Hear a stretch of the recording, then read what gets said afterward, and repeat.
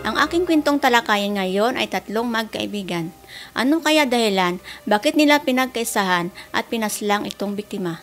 Ang tatlo, simula't pagkabata, magkasama na sila hanggang lumaki at nag-aaral. Pero sa kanilang tatlo, ang biktima ay mas maganda at mabait kaysa sa dalawa na ito. Bago ko simulan ang kwentong ito, sa aking mga minamahal na mga viewers na nakikinig at nanonood sa akin ngayon, please like, subscribe, and click notification bell sa aking YouTube channel na Marvic Novel. I wanna be the greatest. Everybody on the fake shit. I look around and feel like everybody is the fakest. I make this every day and I'm impatient, hoping one day I blow up from the basement. Statement, the top is so vacant. I don't hear shit that I think is amazing. Waiting for my day when I'm playing sold out shows for 1,000 faces. Hey! Dahil sa sobra niyang kabaitan at pagtitiwala sa dalawa niyang matalik na kaibigan at dito na rin napahamak ang kanyang sarili. Mas lalong nagalit ang dalawa niyang kaibigan sa biktima dahil kinagigiliwan siya ng mga tao at sa loob ng kanilang paralan. Dahilan na rin, ang biktima ay may kabaitan at pala kaibigan. Ang tatlong magkaibigan na ito ay sina Michelle Abella, Laura Doyle at Karen Severson. Ang pangalan ng biktima ay si Michelle Abella. Ipinanganak siya noong February 8, 1968 sa Los Angeles, California. Natagpuan ang kanyang bangkay sa ilog, Angeles National Forest. Noong 1985, may isang magkaibigan o grupo na hiker na mamasyal sa gubat na iyon. Isa sa mga kasamahan nila may napansin na kakaibang bagay at para masiguro nila, nilapitan nila, pinuntahan ang ilog na iyon. Nagulat sila, hindi nila inaasahan ang kanilang nakikita, ito ay nakaawang bangkay ni Michelle. Kahit maliit ang biktima, walang awang pinagtulungan siya ng dalawa niyang kaibigan. Dahilan na rin sa sobrang inggit at galit nito sa kanya. Pinaslang nila ang biktima. Nag-aaral sila sa junior high school hanggang 17 taong gulang ang kanilang pinagsamahan dito at doon na pinaslang ang biktima. Sa loob ng kanilang paralan, kinagigiliwan siya ng marami, babae man o lalaki. Sa dahilan na rin sa kanyang angkin na kagandahan at kabutihang puso. Pero may mga chismis na kumalat sa loob ng paralan na si Michelle ay nakipagrelasyon sa mga lalaki. Masakla pa dito, ang kanyang karelasyon daw ay mayroon ng girlfriend ito. Lahat ng mga chismis na ito nakarating sa mga babaeng karelasyon ng mga lalaki. Dahil dito, nasipan nilang gumanti kay Michelle, inabangan nila sa labas ng paralan. Pero lahat ng mga chismis ay hindi totoo. Dinumog ng mga babae si Michelle, pinagtulungan at binugbog. Pagkatapos umuwi si Michelle sa kanilang bahay at napansin niya na sobra ang pananakit at bugbog ng kaniyang kamag-aral sa kaniya ng mga babae. Nagsampa ng kaso ang pamilya ni Michelle para malaman kung sino ang pasimuno sa pagbugbog sa kaniya dito. Lalaman na si Sonia ang pasimuno sa bugbog sa kanya, inabot ng ilang buwan ang kaso na iyon. Dahil gusto niya maharap si Sonia sa korte at magbigay ng kanyang testimonya para malaman bakit niya ito ginawa sa kanya. Bago sila humarap sa korte, ilang linggo nagpaalam itong si Michelle sa kanyang ina na lalabas kasama ang kaniyang matalik na kaibigan. Pumayag naman ang kanyang ina pero alas 6 ng gabi kailangan nakauwi na siya sa bahay. Pumarada na ang sakyan ng kanyang kaibigan at sinundo na siya nito. Kampante naman ang kanyang ina dahil kilala niya ang kanyang anak kahit saan siya magpunta nagpaalam din ito. Hindi nila alam, yun na pala ang huli nilang pagkita pagsasama dito at kanyang kapatid. Si Michelle, dahil sa kanyang kabaitan, gusto niya rin maglaan ng oras sa kanyang matalik na kaibigan. Pero hindi niya alam na may masamang binabalak na pala ito para sa kanya. Pasado alas 6 ng gabi, hindi na nakauwi si Michelle at hinintay na siya ng kanyang ina. Sa oras na iyon, biglang may tumawag sa telepono, akala ng kanyang ina ay si Michelle. Pero nagkamali ito sa akala, boses pala ng kanyang kaibigan na si Laura Doyle. Nagkunwaring tinanong ni Laura ang kanyang ina na si Irene kung nakauwi na daw si Michelle. Nagtaka ang kanyang ina, tinanong niya si Laura at sabay sabi, kayo magkasama ni Michelle. Nasaan na si Michelle? Nabigla si Laura sa tanong ng ina ni Michelle at dito na niya isinalaysay ang mga plano at gumawa ng mga kwento tungkol kay Michelle. Kwento daw ni Laura, habang nagmaneho sila ng sasakyan, dumaan daw sila sa Stonehorse Park para tingnan nila kung nandoon pa ang iba nilang mga kaibigan. Pero wala na daw silang nakita, pati ang kanilang sasakyan. Niyaya niya si Michelle na umuwi na lang pero inawat siya nito, tinuro ang dalawang lalaki doon na nakatambay, nakatayo sila sa kutseng blue Camaro. Sabi daw ni Michelle, kilala niya ang dalawang lalaki na iyon. Para sa kanya, una niya palang nakita ang mga lalaki na ito. Pero wala na daw siyang nagawa kundi pagbigyan na lang itong biktima. Bumaba si Michelle sa kotse niya at naghanap daw siya ng parkingan ng kotse pero napansin niya na paubos na pala ang gasolina ng kaniyang sasakyan. Nagpaalam siya sa biktima na balikan niya ito pagkatapos niyang pumunta sa gas station. Pumayag naman si Michelle at nakita niya na kumakaway ang biktima sa dalawang lalaki. Napaisip daw si Laura na kaibigan talaga at kilala ito ni Michelle. Nang balikan niya si Michelle sa Stonehorse Park, wala na daw sila kasama ang dalawang lalaki at asol na kutseng Camaro. Inikot niya daw ang lugar na iyon pero hindi niya mahanap ang biktima. Dahil alam niya, alas 6 ng gabi, kailangan makauwi na ang biktima sa kanilang bahay. Kaya ito tumawag sa ina ni Michelle at magkunwaring tatawag sa telepono at tanungin kung nakauwi na ang biktima. Walang alam ang ina ni Michelle, mismong matalik na kaibigan ang pumaslang sa kanyang anak. Bawat kaibigan ni Michelle, tumawag ang kanyang ina pero wala din silang alam dito.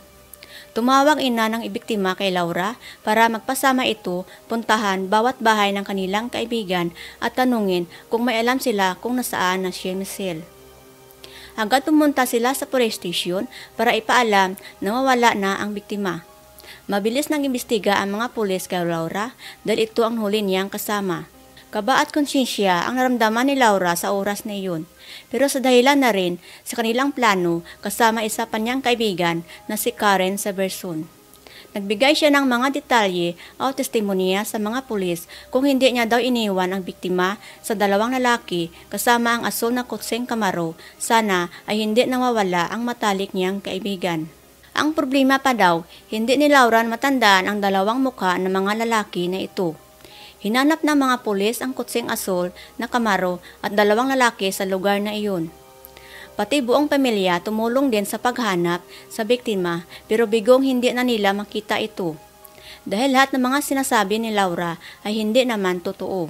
May isang grupong magkaibigan o hiker na pumasyal doon sa gubat na iyon at nakita ang isang bangkay sa ilog na iyon. Namatay si Michelle noong October 1, 1985 pero 3 taon nalaman ang katotohanan kung ano ang dahilan pagkamatay ng biktima. Dahil sa pananakot sa nakasaksi, dito na rin lumakas ang kanyang loob para magbigyan ng hustisya ang pagkamatay ng kaawang biktima. Sa pag-uusap ng 3 magkaibigan na ito na sina Michelle, Laura at Karen, ay kinausap nila si Michelle na unang tsismis daw na kumalat sa kanilang paralan ay hindi totoo. Pero ngayon daw ay totoo na dahil ang kanilang mga kasintahan ay inagaw ng biktima at karelasyon nito. Hindi makapaniwala ang biktima na si Michelle sa binta ng dalawa niyang matalik na kaibigan. Ang kanyang sagot dito, hindi niya kayang gawin ito sa kanila dahil matalik niyang kaibigan at simula't pagkabata nila ay sila na magkasama dito. Kaya mas kilala nila ang isa't isa kaysa sa ibang tao na baka sinisiraan lang ang kanilang pagkaibigan dito. Hindi na kumibo si Laura pagkatapos paliwanag ni Michelle. Samantala, si Karen naman hindi niya matatanggap sa kanyang puso sa sobra nitong galit. Umiwas na sana si Michelle sa gulo pero bigla niyang sinampal ang biktima.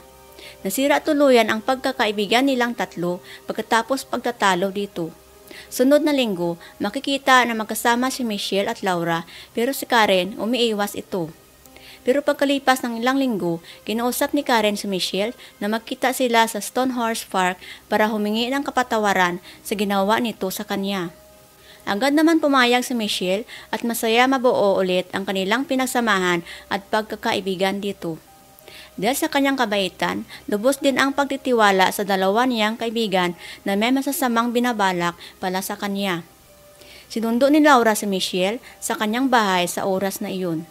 Si Karen naman, sinama ang isa pa niyang kaibigan na si Eva at pangalan na ito at pumunta na rin sila sa Stonehorse Park.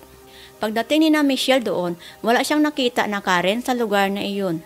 Ilang minuto, dumating si Karen at pinaparada din ang kotse nito sa tabi ni Laura. Dito na pala nagsimula ang walang hiyang plano ng dalawa niyang kaibigan. Sinigawan ni Karen sa Eva na ibaba ang bintana ng kotse nila. Takot gulat itong sa Eva at binaba na rin ang bintana.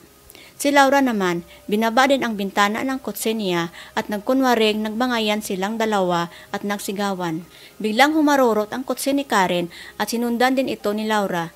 Naghabulan sila sa daan, umabot 45 minutes o 1 oras. Pinapakalma sila ni Michelle at Eva na itigil ang kanilang bangayan pero hindi sila pinapakinggan ni Laura at Karen. Nakarating sila sa dulo ng gubat na iyon at doon na sila huminto. Nagparking ang dalawa, bumaba sina Laura at Karen at tinuloy pa rin nila ang pag-aaway dito. Nagtaka naman si Michelle sa mga nangyayari. Ang kanyang akala ay mabuo ulit ang kanilang pinagsasamahan pero kabaliktaran ang nangyayari. Bumaba si Michelle sa kotse para pigilan ang pag-away ng dalawa. Biglang huminto ang pag-away ni Laura at Karen, lumingon sila kay Michelle at nilapitan nila ito. Inipit nila si Michelle sa kotse at sinabihan na hindi totoo sila ay nag-aaway at ito lamang ay isang palabas lamang. Bigla nilang sinuntok, binugbog ang biktima. Napaisip si Michelle na mali ang kanyang inaakala dito, lahat pala ay isang plano para sa kanya. Hindi niya alam sa araw na iyon, kamatayan ang kanyang sapitin sa dalawa niyang pinagkatiwalaan na kaibigan.